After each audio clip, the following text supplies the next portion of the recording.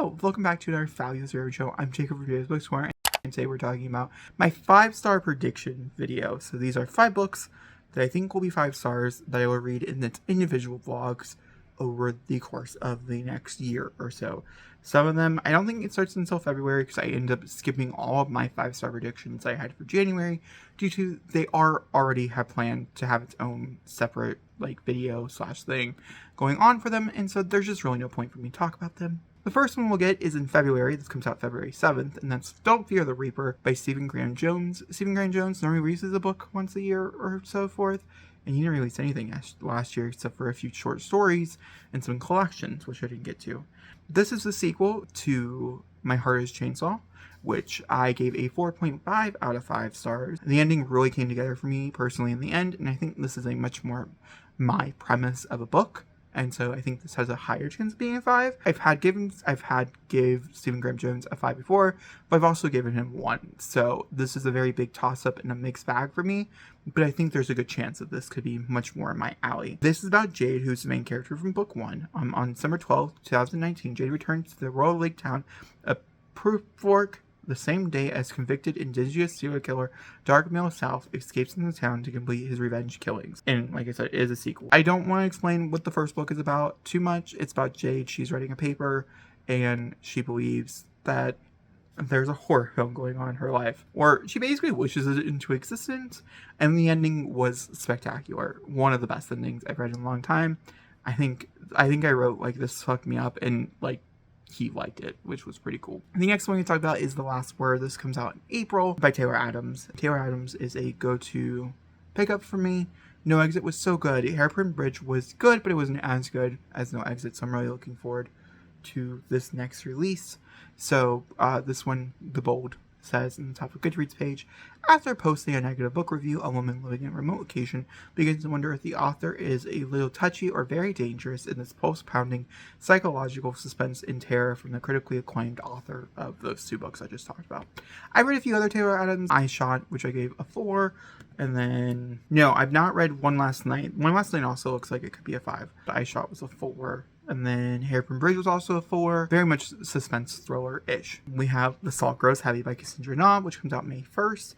This is a little novella. It's 112 pages. It makes me sad inside to know it because I really thought it was going to be a full-length novel, but it's fine. It says The Salt Grows Heavy is a dark, deliciously twisted mermaid tale. And you know what? That makes me excited nonetheless. I think it has a very good chance to be a 5. I'd like to mention that my favorite book of hers has a 2.3 on Goodreads. Nothing But Black and Teeth. I love Nothing But Black and Teeth with such a strong ash passion that I just can't help but think that this is going to be a 5. And that's really all I have. Story by Samantha Downing. Here's the thing. Samantha Downing is forever a pickup. I've read every one of her releases. She's had 3 so far. One of them was I actually don't know if My Lovely Life was a 5-star read. Okay.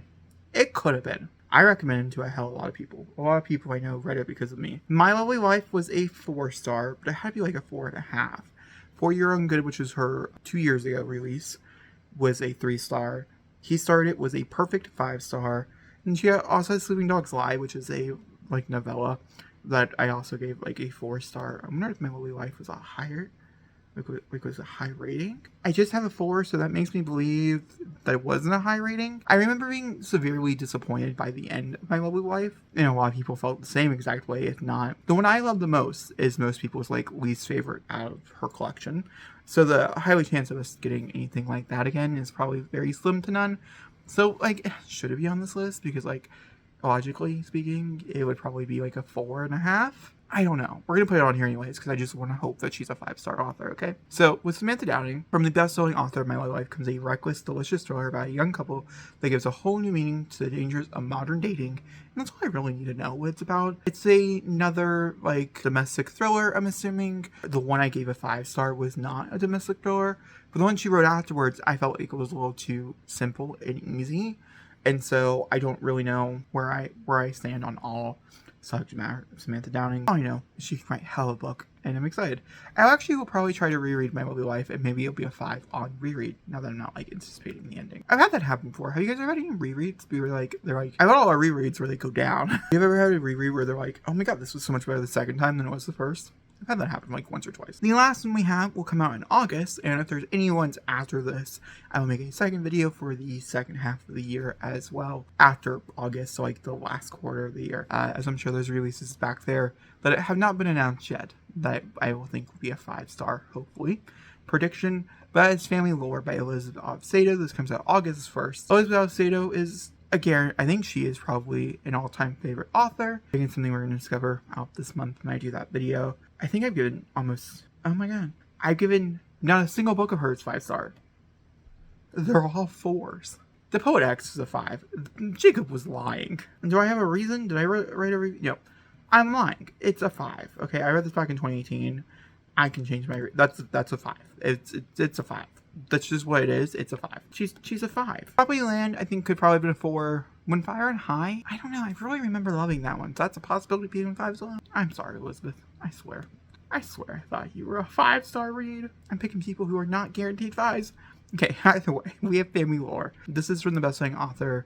Winning author of Author comes her first novel for adults, the story of one Dominican-American family told through the voices of its women as they await the gathering that will forever change their lives. This sounds very much more under the lines of a book that's going back many generations, and we're seeing so many different like parts of like the years that they were a family and things, and that's like the shit that I eat up for breakfast every day. So, on that note, I'm like extremely anticipating this, and I think this has a very high possibility of being a 5. I don't think it's going to be in verse. It does say it has magical realism in it as well, which is interesting. I'm curious what that means. But once again, I don't think it's going to be in verse, and I tend to like her stories better in verse than not in verse. But I really did like With the Fire on High. I don't think With the Fire on High was a 5, though. So maybe this will be a 5. I won't guarantee her a spot in my top. It's such a sad day for Jacob after realizing these things. But anyway, those are my 5. Those are my 5-star predictions for 2023. Let me know, do you have any 5-star predictions and things? I would love to know in the comments down below, and I'll talk to you guys on next time. Thank you guys for watching.